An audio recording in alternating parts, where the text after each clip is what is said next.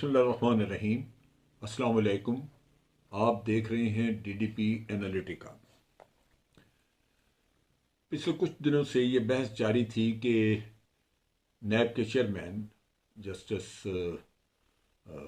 इकबाल, उनका ख़त्म हो रहा था टेन्योर, और जब ये टेन्योर ख़त्म हो रहा है तो नए चेयरमैन के लिए पहले से ऑपोजिशन और गवर्नमेंट के दरमियान एक मशावरत हो जानी चाहिए थी, जिसकी बुनियाद पर नया चेयरमैन इलेक्ट कर लिया जाता या उसको सेलेक्ट कर लिया जाता और फिर वो अपॉइंटमेंट की नोटिफिकेशन जारी हो जाती। लेकिन जब जब पुराने चेयरमैन की रिटायरमेंट के लिए सिर्फ 2 दिन रह गए तो जस्टिस जावेद इकबाल की एक तरह से तो वो बिल्कुल फारिग हो रहे थे कि 2 दिन पहले एक प्रेसिडेंशियल ऑर्डिनेंस जारी किया गया, जिसके तहत उनको ये कहा गया कि आप इस ऑर्डिनेंस के तहत अपना काम जारी रखें जब तक कि नया चेयरमैन को किसी को सिलेक्ट करके पोस्ट नहीं कर दिया जाता।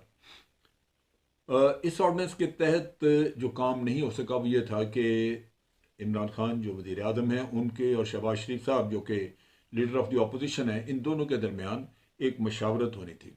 और मशावरत जैसे कि हमारे सुप्रीम कोर्ट ऑफ पाकिस्तान ने पहले से इसकी जजमेंट पुरानी दी हुई, जिसमें आपको याद होगा एडमिरल फसी बुखारी, उनके बारे में कहा गया था कि मशावरत नहीं की गई।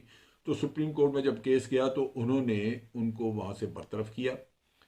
उन्होंने कहा जी कि ये नैब के चेयरमैन नहीं रह सकते, और ख़ास तौर पे उन्होंने साथ कहा कि मशावरत का मतलब है एक ऐसी मशावरत जो मानी खेज हो, जिसमें कि पूरी तरह दूसरे की राय शामिल हो। इसका मतलब है कि हुकूमत ने बामानी एक मशावरत करनी थी। ये सिर्फ लिपापोची वाला काम नहीं है, बल्कि एक आर्गूमेंट है एक दूसरे के साथ कि अगर कोई लीडर ऑफ द अपोजिशन नाम तजवीज़ करता है तो उसको स्ट्रेट अवे रद्द करने के बजाय उसके मेरिट्स डिमेरिट्स वगैरह देखे जाएं, और इसी तरह अगर हुकूमत कोई नाम तजवीज़ करती है तो उसके बारे में भी मेरिट और डिमेरिट डिस्कस हो, ताकि बिला वजह एक दूसरे पे शक व शुबा नहीं, एक मशावरत का अमल किया जाए। लेकिन यहाँ मुश्किल ये थी कि इमरान खान शहबाज शरीफ साहब से बात नहीं करना चाहते। हालांकि ये एक ज़रूरत है, आपके नैब ऑर्डिनेंस के तहत अपॉइंटमेंट का तरीकाकार यही है। लेकिन एक ऐसा वहाँ पे मसला खड़ा किया हुआ है, वो ये कहते हैं कि शहबाज शरीफ साहब चूँकि ख़ुद नैब के कई केसेस फेस कर रहे हैं, तो इसलिए जिसके ऊपर अपने मुकदमात हों उससे जाके ये पूछना कि किसको चेयरमैन लगाया जाए, ये बिल्कुल एक गलत रविश है, मुनासिब नहीं, ये मैं काम नहीं करूँगा। लिहाजा ऑर्डिनेंस जो है वो उसको पास किया गया। अब ऑर्डिनेंस में एक तरफ तो ये कि आपने मशावरत का ये रास्ता छोड़ दिया, और ये इस ऑर्डिनेंस के तहत ना सिर्फ ये कि वो पुराने जो जैसे जावेद इकबाल हैं वो कंटिन्यू करेंगे, बल्कि ऑर्डिनेंस ये भी कहता है कि अगर कोई फैसला ना हुआ तो एक तो आप पार्लियामेंट्री कमेटी बना के उससे फैसला करा सकते हैं, या ये कि इनको 4 साल की एक्सटेंशन दी जा सकती है। अब इनको ऑर्डिनेंस के ज़रिए रिटेन करना या एक्सटेंशन देना, दोनों चीज़ें ऐसी हैं जो कि एक इम्प्रेशन क्रिएट करेंगी कि ये आदमी या ये जो चेयरमैन हैं ये हुकूमत के पसंदीदा हैं, हुकूमत के लिए काम कर रहे हैं और हुकूमत को गालिबन ओबलाइज करते हैं, लिहाजा हुकूमत उनको ओबलाइज कर रही है कि उनको 4 साल की और मुलाजमत दे दी। ये इम्प्रेशन जो है दुरुस्त है या नहीं, लेकिन एक इम्प्रेशन ज़रूर मौजूद होगा। लिहाजा हुकूमत को ये काम करने से पहले सोचना चाहिए कि क्या मुल्क में आप कंट्रोवर्सीज खड़ा करना चाहते हैं। तनाज़ात खड़े करने की बजाय एक ऐसा हल ढूंढा जाए जिसकी बुनियाद पे एहतसाब अच्छी तरह चल सके। और फिर वैसे भी इन साहब के जस्टिस जावेद इकबाल यहाँ पे रहे हैं 4 साल, इसके नैब के चेयरमैन रहे हैं, तो इनकी अचीवमेंट्स हैं क्या।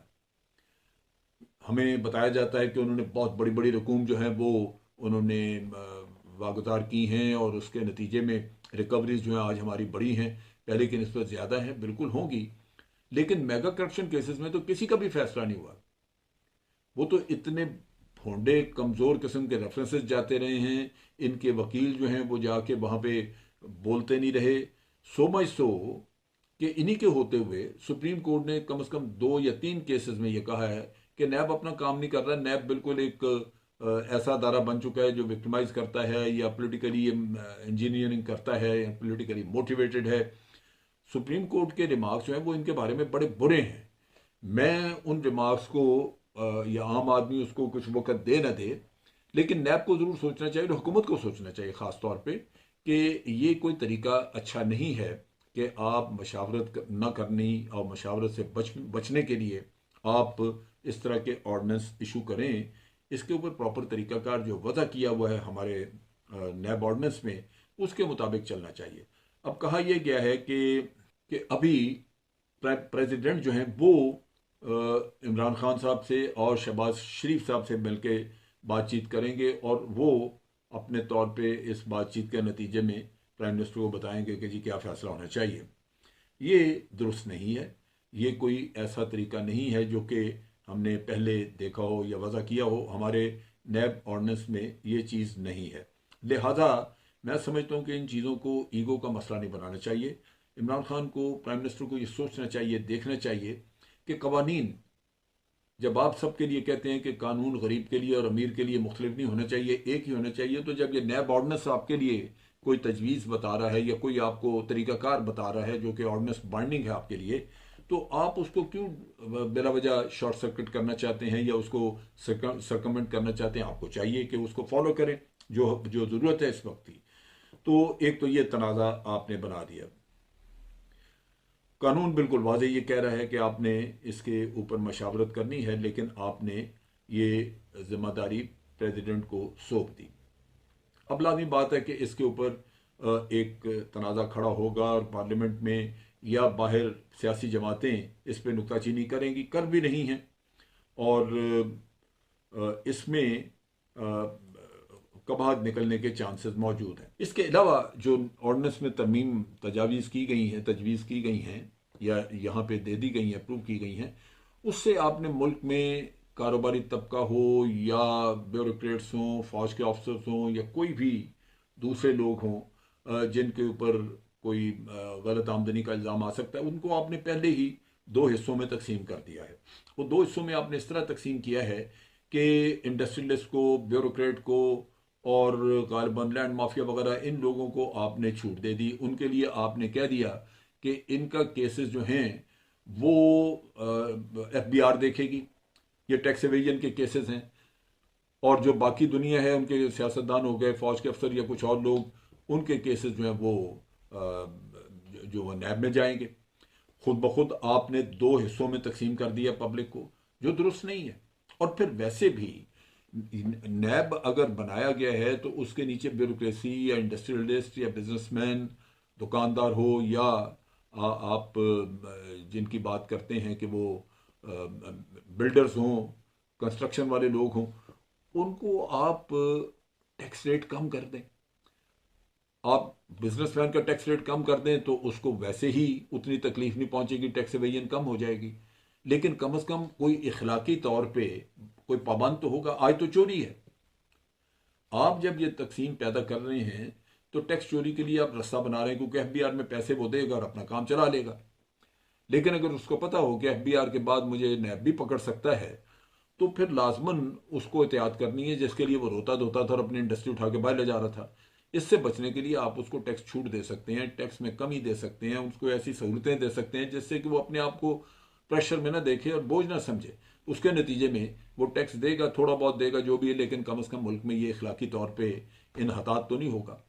पहले वक्तों में ये लोग जो थे वो चोरी करते थे, टैक्स ठीक है, ब्यूरोक्रेट गलत काम करते रहे, इंडस्ट्रियलिस्ट ने भी किए होंगे और बिजनेस कम्युनिटी ने, ये बिल्डर्स ने भी किए होंगे, लैंड माफिया शाफिया ने, सब हुआ होगा। लेकिन कानून मौजूद था। ये अलग बात है कि किसी ने अगर पकड़ा नहीं, ना पकड़ा, लेकिन पकड़ तो सकते थे, कानून तो था ना। आज आप कानूनन उनको छुट्टी दे रहे हैं। आपने कानून बना दिए कि इनसे नहीं पूछा जाएगा। नतीजा ये कि ना सिर्फ आपने कौम को दो हिस्सों में बांट के रख दिया कि एक प्रिविलेज क्लास हो गई जिससे पूछा नहीं जाएगा, और दूसरी वो है गरीब गुरबा जमात जिनको हर कोई आके पूछता फिरेगा। तो वो भी गलत है। आप अपने कवानीन में, मिसाल के तौर पे, अगर ब्यूरोक्रेट आपको सपोर्ट नहीं करते या वो आपके साथ तावन नहीं कर रहे इस ख्याल से कि उनके पिछले केसेस खुल जाएंगे, वो वजीर मुख्तलिफ वज़रा के साथ मिल के उस वक्त जो उन्होंने फैसले किए वो उस वक्त मजबूर थे, तो आप उनको पिछली माफ़ी दे दें। आप कहें जी कि आज से ये कानून हम लागू कर रहे हैं। अब जो ब्यूरोक्रेट ये हरकत करेंगे या उनके ऊपर कोई ऐसा इल्ज़ाम आएगा तो फिर उनको नैब देख लेगा। चलें, पिछला उनका माफ हो गया, लेकिन कम से कम आगे आप अपने सब लोगों को किसी एक चीज के ऊपर पाबंद तो करेंगे, किसी एक कानून के ऊपर तो उनको लेके आएंगे। उसकी बजाय आपने अलग-अलग कवानीन बनाने शुरू कर दिए। तो ऑपोजिशन जो है वो एक और जो बात कर रही है, वो कह रही है कि पीटीआई ने अपने आप को एक एनआरओ दे दिया, और वो उस लिहाज से दुरुस्त है। आपने कहा उसमें कि जी जो फैसले कैबिनेट करेगी वो उन फैसलों को चैलेंज नहीं किया जा सकता। अब इसमें कैबिनेट अगर जहांगीर तरीन को किसी और को माफ़ी दे देती है या उनको छोड़ देती है, फैसले हो जाते हैं, तो ख़त्म हो गई बात।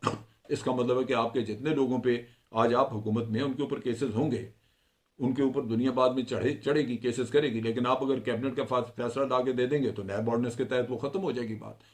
ये चीज़ अपोजिशन के लोगों को भी बड़ा सूट करेगी।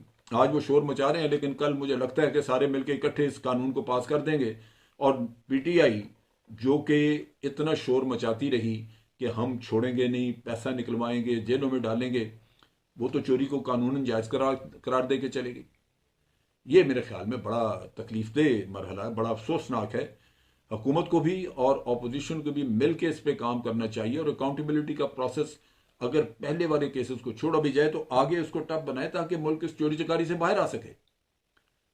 तो इसके लिए मेरा ख्याल है कि दोनों साइड्स को बड़ा करीबी तावन करना होगा, और हुकूमत कतन कोई ऐसा इंप्रेशन ना दे, वरना ये इनकी साख बिल्कुल तबाह होकर रह जाएगी कि ये किसी शक्ल में अपने कामों को प्रोटेक्ट कर रहे हैं, अपनी चोरी चकारी को छुपा रहे हैं या उसको एनआरओ दे रहे हैं, और इसी तरह ये कोई ना कोई ऐसा काम करके जाना चाहते हैं कि जो अकाउंटेबिलिटी की बजाय लोगों को चोरी चकारी में सहूलतकार का या सहूलत मुहैया कर दे।